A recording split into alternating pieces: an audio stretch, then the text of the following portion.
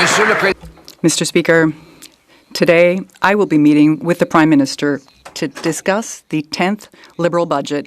We, the Conservatives, want an affordable budget so Canadians can have an affordable life. Mr. Speaker, the Prime Minister did not keep his promise to spend less. He doubled the deficit he inherited, and now the inflation rates are climbing. In fact, all measures are higher than the Bank of Canada target. Will the Prime Minister agree to what we're looking for an affordable life for Canadians? The Right Honourable Prime Minister. Mr. Speaker, it will be an affordable budget and an ambitious one. Affordable for operational expenditures. We will clean up operational expenditures, but we will be investing in Canada. This will be the largest investment in our country, in the history of our country. The Honourable Leader of the Opposition. Mr. Speaker, that is exactly what this Liberal government promised 10 years ago. But what's the result? They doubled the debt, they doubled wait lines at food banks, doubled the cost of housing, and investments have dropped more so here in Canada than in any other G7 country and in the history of Canada. Today, there are 2 million Canadians who need to turn to food banks. And food inflation is skyrocketing. Will the Prime Minister learn from his lessons, reduce deficits, and eliminate hidden taxes on food? The Right Honourable Prime Minister. Mr. Speaker, as I've just said, this will be a cleaning up of operational expenditures for the first time in a decade in this country. Second, with respect to inflation, it will be the 21st month in a row that the rate of inflation is in keeping with the Bank of Canada's target range. That's 2.4, and the range is 1 to 3. Mr. Speaker, today the Prime Minister and I will meet to discuss the 10th Liberal budget deficit. Our priority as Conservatives is an affordable budget for an affordable cost of living for the Canadian people. The Prime Minister promised he would spend less, but his deficit spending is 100% more. He promised he'd be judged by the prices at the grocery store. Well, they're now rising at 2 times the Bank of Canada's target, and inflation is now once again out of control. Will the Prime Minister learn from the inflationary, costly failures of the 10 years of Liberal government and accept our plan for an affordable budget for an affordable life? The Right Honourable Prime Minister. Mr. Speaker, this budget will get operational spending under control. It will balance our spending over the next 3 years. But we're not going to stop there. We are going to invest in this country. We're going to have the biggest investment in this country in generations, the largest capital spend in generations, the most ambitious trade diversification in our nation's history. We will do everything to help Canadians get ahead, as they have gotten ahead every single month since I became Prime Minister. Hear, hear. The Honourable Leader of the Opposition. Never bought groceries lately. Canadians, according to this Prime Minister, have never had it so good. If you're that single mother out there walking down the grocery aisle looking at prices rise before your eyes, if you're that senior choosing between eating and heating, if you're one of the countless Canadians who see that roasted coffee is up 41% since the Prime Minister took office, that nuts and seeds up 15%, that food price inflation is now double the target, or if you're one of those 2 million people that are lined up at food banks every single month, the Prime Minister says you've never had it so good. How is it possible for this Prime Minister to be so costly and so out of touch with reality? Hear, hear. The Right Honourable Prime Minister. Okay, Mr. Speaker, it's time once again for our economic lesson. Okay. Getting ahead means your wages grow grow faster than inflation.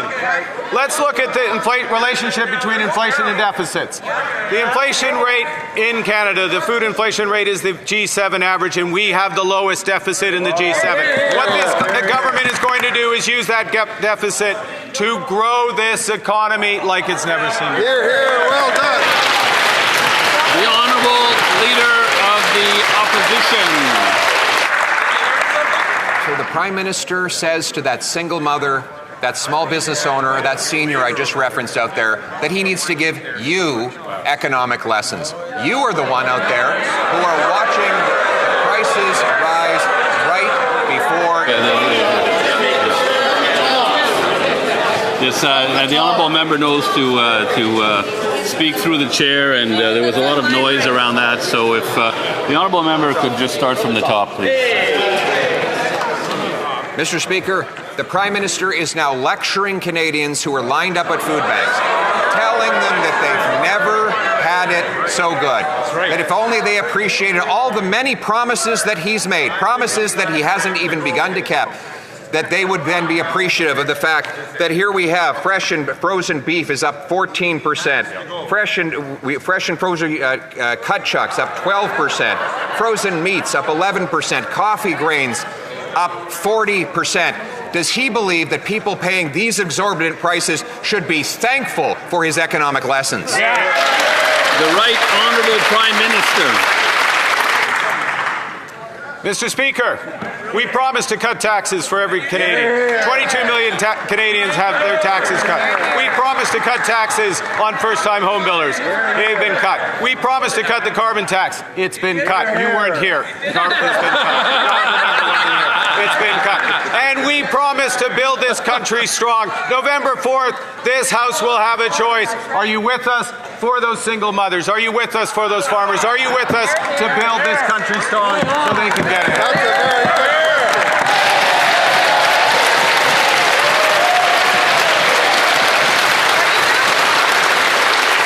Again, I would remind honourable members, it's through the chair, through the chair.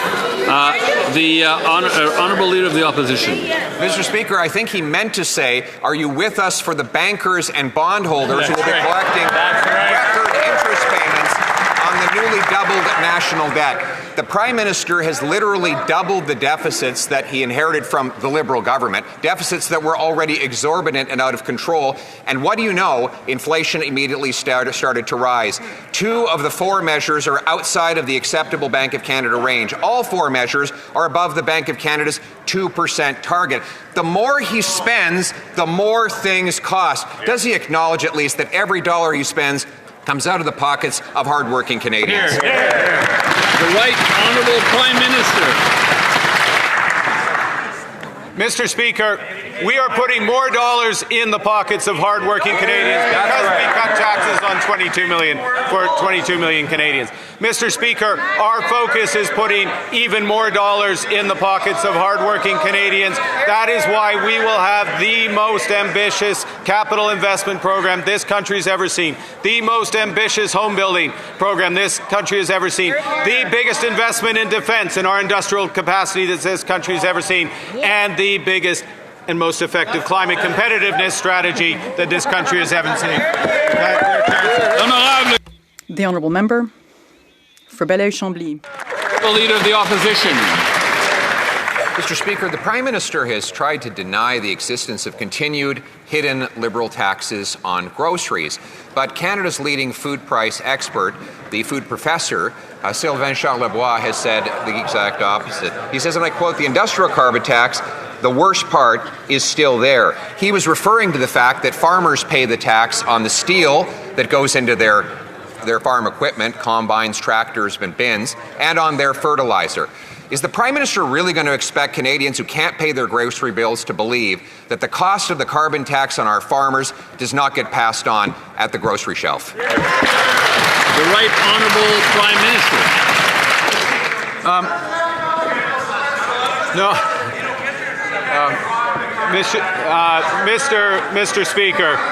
Mr. Speaker, I'm going to quote independent research, Mr. Speaker, of the Canadian Climate Institute, which finds that the impact of the industrial carbon tax. Now wait for it. Wait for the net impact of the industrial carbon tax on food prices. It is on average around 0%.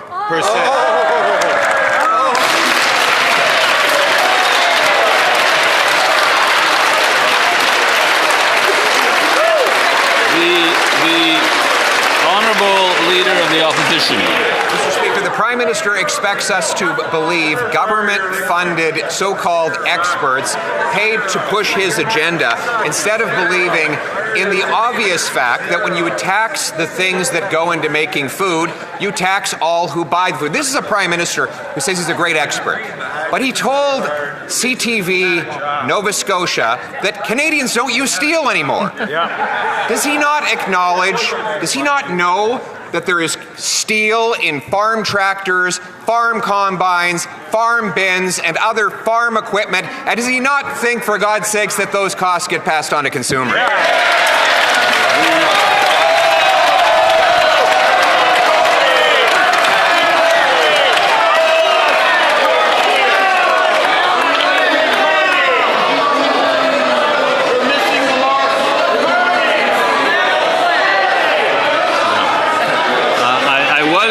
Hoping to end as close to 3 as possible, but it might not be possible today. The Honourable Government House Leader. Well, thank you very much, Mr. Speaker. The folks are feisty over there today. What I will say is we've been hearing all week, all month since the beginning of this session about these imaginary taxes. These imaginary taxes in the brain of the Leader of the Opposition, but that no one else has seemed to manage. What I will tell him is that there will be a budget, there will be some numbers and some tables that he can read there where he will not find taxes on food. There is no tax on food. There will never be a tax on food. The Honourable Leader of the Opposition. Well, first, we're all disappointed to learn that Liberals think that Canadians who see grocery prices rising at records rates are just imagining things, Mr. Speaker. And further disappointed to see that this Prime Minister cannot stand in his place and address real questions about the cost of groceries for Canadians. It's not just the industrial carbon tax, Mr. Speaker. It is also the government's fuel standard, which, according to their own department, is going to increase the cost of fuel by 17 cents on the farmers and the truckers who bring us our food. Does he really expect consumers to believe that won't? The Honourable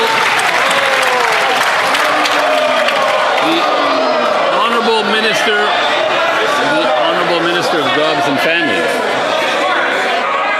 Thank you, Mr. Speaker. And what's not imaginary is that Canadians know who they can trust. In fact, time and again, they've looked at these Conservatives across the aisle vote against their very interests, whether it's things like the school nutrition program, whether it's things like early learning and childcare, which, oh, by the way, Mr. Speaker, has got the average cost of childcare down to $16 a day. Mr. Speaker, these are real savings for real Canadian families, and the only thing imaginary is their own perception.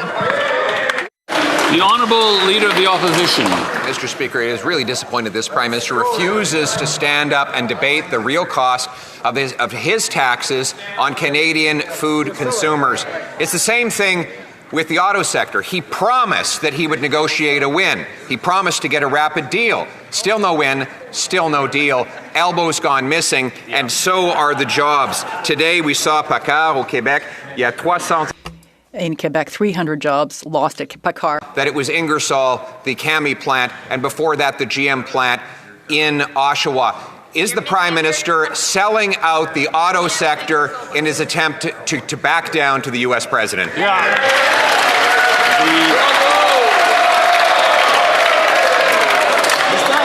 The Right Honourable Prime Minister. Mr. Speaker, there's no I in team, but apparently there's an I in Conservative. Team in Conservative. There's a team on these benches. This government is in a position with the best accord with the Americans. We have the lowest tariff on the auto sector.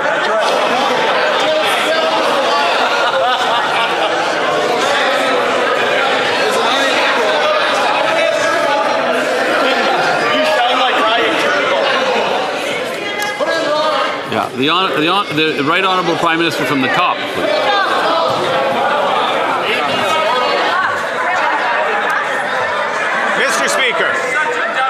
Speaker, there's no I in team, but there is an I in Conservative. There is a team, and there is a team in Liberal that can answer these questions. And this is what the Liberal team has accomplished. We have the best deal with the Americans of any country. We have the lowest tariff on our automobiles and trucks of any country, but we are not satisfied. That is why we are negotiating a new accord on steel, on aluminum, on energy, and on auto. Honourable Leader of the Opposition.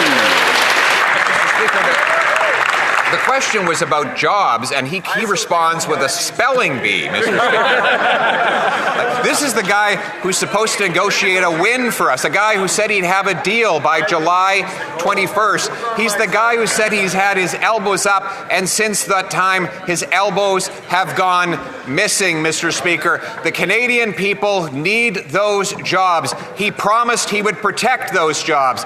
Will he stand up today, look the auto workers in Ontario and Quebec in the eye, and tell them why he abandoned them and sold them out? The Honourable Minister responsible for Canada-US trade. Mr. Speaker, our government has no difficulty looking at the hard-working women and men who work in our auto industry and in industries across the country to say that we're fighting for their jobs. We're standing up to the Americans for unjustified tariffs. We're negotiating what we think will be agreements that will be in the best interest of Canadian workers and the Canadian economy. And what we're also doing at the same time, Mr. Speaker, is taking steps to support those very industries in Canada. That's what we were elected to do. That's what the Prime Minister's doing with everybody on this side of the House. The Honourable Leader of the Opposition. That was not what this Prime Minister promised. He promised that he would negotiate a win. He promised that he would have a deal by July 21st. Neither of those things happened. He went to the auto sector and told the workers that not only would he protect their jobs, but there would be an all-in-Canada supply chain that is being dismantled right before our eyes.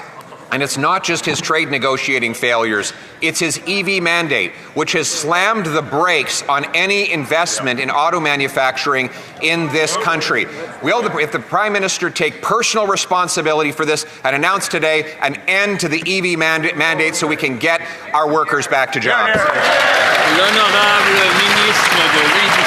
The Honourable Minister of Industry. When it comes to the auto workers, they know that we have their back and that we will fight for every single job in this country in the auto sector. You know why? Because the Canadian automakers and the Canadian auto workers are actually the best in the world. And therefore, we will make sure that Stellantis is held to account.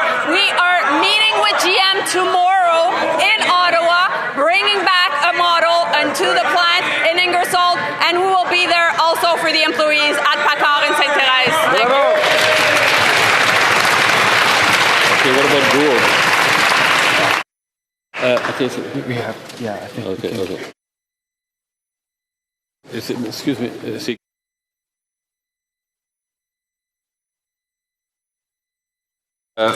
L'honorable député. The Honourable Member. Wait. Okay, the Honourable Leader of the Opposition. Mr. Speaker, the Prime Minister's failures and capitulations are not just vis-a-vis the United States. He promised he would stand up for Western Canadian farmers, but canola tariffs have now more than doubled. The Prime Minister, in response to this, has given the communist regime in China the billion-dollar taxpayer-funded loans so that we can buy Chinese-made ships. And now he's announced that he's further conceded by removing tariffs on Chinese-made steel. Why is it that in addition to selling out the auto workers, he sold out our farmers and rewarded foreign dictatorships that target them with tariffs? The Honourable Minister of Agriculture and Agri-Food. Thank you, Mr. Speaker. Our new government was elected to expand and diversify over international trade with reliable partners. We are in a volatile global economy. We are defending our trade interests. We are expanding into new markets, and we are working alongside our farmers in every aspect. Thank you, Mr. Speaker. L'honorable député. The Honourable Member for Abitibi-Témiscamingue.